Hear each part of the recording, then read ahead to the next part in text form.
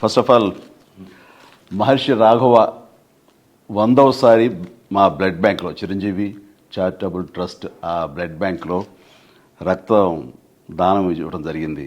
అంటే ఇంతవరకు 50 సార్లు ఇచ్చిన వాళ్ళు 60 సార్లు ఇచ్చిన వాళ్ళు ఉన్నారు, కానీ ఒక వ్యక్తి 100 సార్లు రక్తదానం ఇవ్వడం అనేది ఇదే ప్రథమం.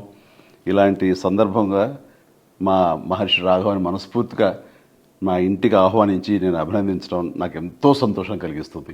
సో నిజంగా చాలా గ్రేట్ రాఘవ. అంటే మేము బ్లడ్ బ్యాంక్ ఫస్ట్ టైం పెట్టినప్పుడు మురళీమోహన్ అన్నయ్య ఉన్నారు అక్కడ. ఫస్ట్ బ్లడ్ డొనేట్ చేసింది అన్నయ్య, ఆ తర్వాత అదే రోజున మీరు ఇవ్వడం జరిగింది. అప్పటి నుంచి ఈ రోజు వరకు కూడా క్రమం తప్పకుండా మీరు 100 సార్లు ఇవ్వటం అనేది ఆషామాషి విషయం కాదు. ఈ గెస్చర్ ఇది ఎంతోమందికి ఇన్స్పిరేషన్గా ఉండాలి, మరి ఎంతోమంది మోటివేట్ అవ్వాలి. అండ్ ఈ రోజున రక్తం కాపాడబడి ప్రాణాలు నిలబెట్టుకునే వాళ్ళు ఎంతోమంది ఉన్నారు. ఇలాంటి దాతలు ఇవ్వటం వల్లనే అది సాధ్యమైంది. Very happy. రైట్.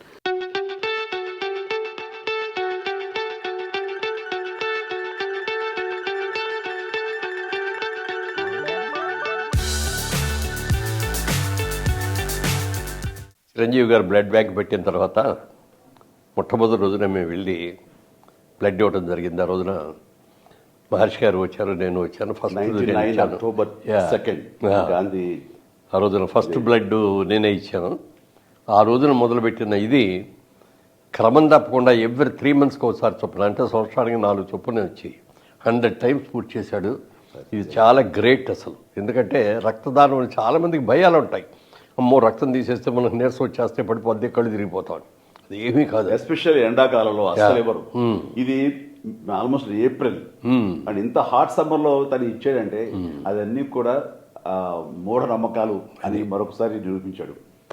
నూతులోంచి నీళ్లు తోడిని కొద్దీ కొత్త జలం ఎట్లా వస్తుందో రక్తదానం చేసిన తర్వాత బ్లడ్ కూడా జనరేట్ అట్లాగే అవుతుంది.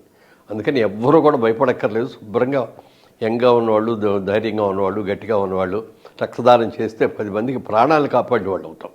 అది మాత్రం గుర్తుపెట్టుకోండి అందరూ. Thank you.